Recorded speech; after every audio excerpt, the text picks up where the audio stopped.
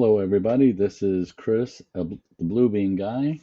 And last week we talked about how to make notes or annotations in drawings so that you can pass it along to your peers and coworkers so that you can all share in getting the job correct on what you need done. We also talked about this email button. Bluebeam will automatically select your default email. Mine, as I mentioned last week, was Outlook. So when you install Bluebeam, it'll just find your current default email and use that um, as as the tool for your emails. So today we're going to talk about how to scale.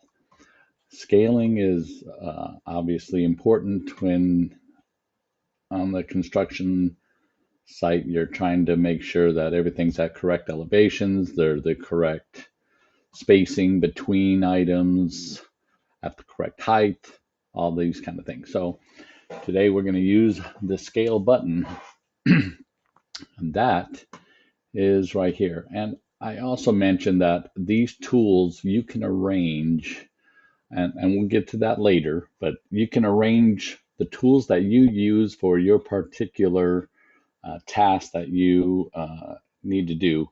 So if you're an estimator, you definitely will want to have scaling as part of your estimating tool package that you can set up over here. And as I mentioned before, later on, we'll get into how you can arrange all that. It's pretty advanced stuff on that, but we'll get there.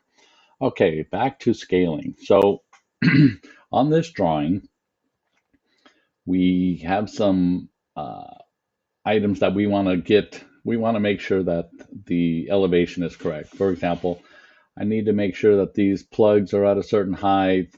I need this switch at a certain height, and et cetera, et cetera. So right now, as you can see, this particular drawing does not even have a floor. It's just floating. So we'll fix that right now. I'm going to use the L button that we've talked about numerous times. As you can see, my particular mouse on Bluebeam has a crosshair. This is a setting that you can set up, and I'll show you how to do that later. But I want to put in a line that gives me an elevation. Again, I want to make sure that it's straight. Hold shift and it's straight. There we go. So now I have a floor. I have something to measure or scale from. So we're going to zoom in a little bit, and I hit the letter M because that's the hotkey for measuring. These are all these measuring tools, and you can set this tool up however way you want. So I hit M. You see my measuring tool comes up, and it'll also pop up over here if you have this set up like I do.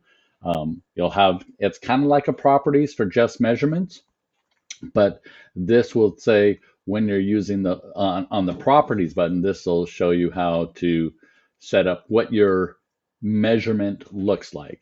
So this is to set up your measurements itself, and this is to when your measurement is complete, shows you how to get it all set up. So for now, I have this particular drawing scaled at a ½ inch equals 1 foot.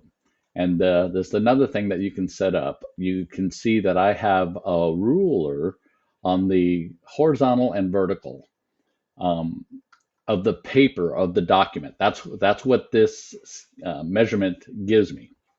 And on this, it's telling me that if I go a ½ inch on this particular drawing, 1/2 inch, it measures it a foot.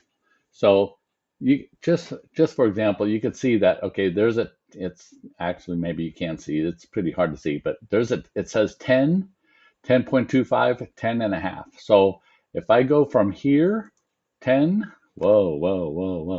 and to 10 and a half, it's 1 foot. And that's exactly what my scale is.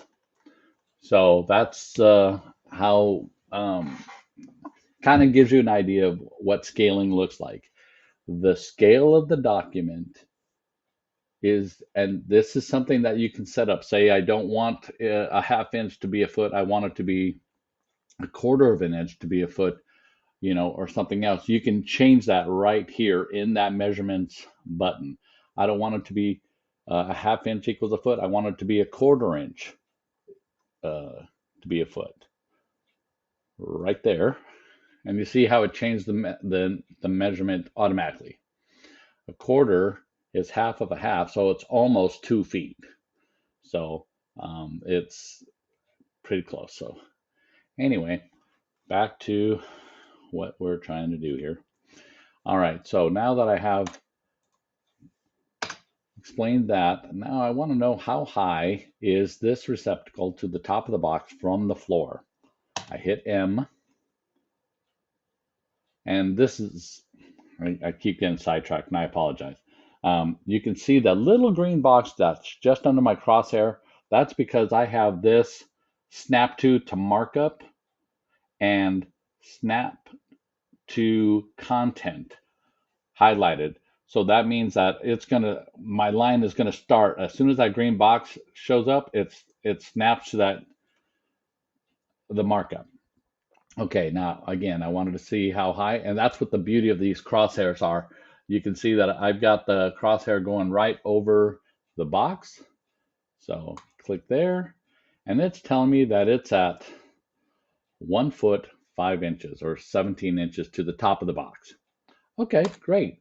Um, Now that's good information, but boy, this measurement is way too big. I don't like the way it looks, etc., etc. Again, we go to properties. So we defined and how we can make the measurements, and maybe I want this to be a little bit more accurate. I want to go within an eighth. So okay, now it's telling me that that's 1 foot 5 and an eighth. Great, but I still don't like how this is. It's too big. I want it to be a little bit. I need to fix that. Okay, I don't like the print. I don't like the font. So I'm going to fix that right now. I'm going to change the font size. I want it to be a little bit smaller. I'm going to go with 8. And I want it to be a little bit. I want the font to be something a little more popular to what we're used to. Maybe not Cambria. Um, let's see. How about if you guys have any kind of font you want to see, just make a comment and I'll see if I can oblige. I am taking way too long to decide on what freaking font I want to use. And the arrows, I don't like it that way. I like it to have the slash marks at the end, so I have a clearly defined number. The 50% is a little too big. I'm a minimalist, like pretty low things. Now, say you don't want your measurements to be going up and down, going vertical. You can just grab this. You see what happened to my mouse there? It turned to a circular rotation kind of a symbol. And now I can see that. And now say I wanted to not to interfere with any, say there's some in your drawing that you have some notes already here that came with your plans that you don't want this to go over, you can just drag this way over here, or you can, drag it way over there, however you need to.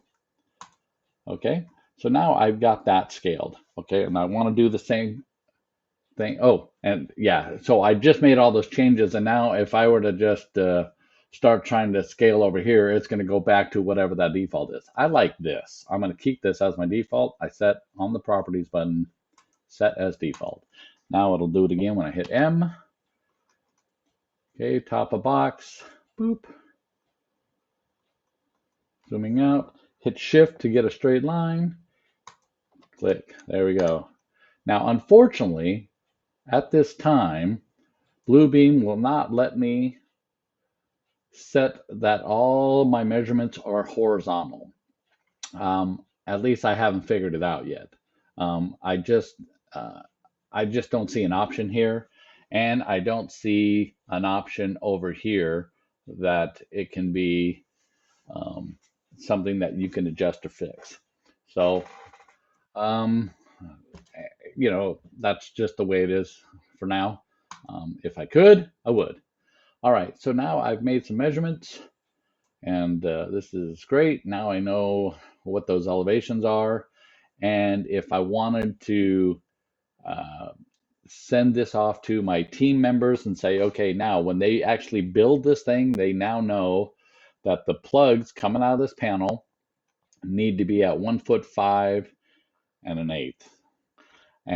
And this one needs to be at 4 foot 5 to the top of the box, to the top of the box there, so that the guys can start building this. And then I can also do that for this box over here. M top and shift, boom, and that box is going to be at that elevation. But say I don't want it to be confused with that in line, so I just pull it out that way. And now everybody knows, okay, that's at 14 and 3 and 7/8. This one's at 4 foot 5, 14, 3 and 7/8. And okay. And that's all we'll cover for today. Um, so we've got measurements now in our personal toolbox on how to use measurements. Okay, stay tuned. Don't forget to subscribe, and we will talk to you next time.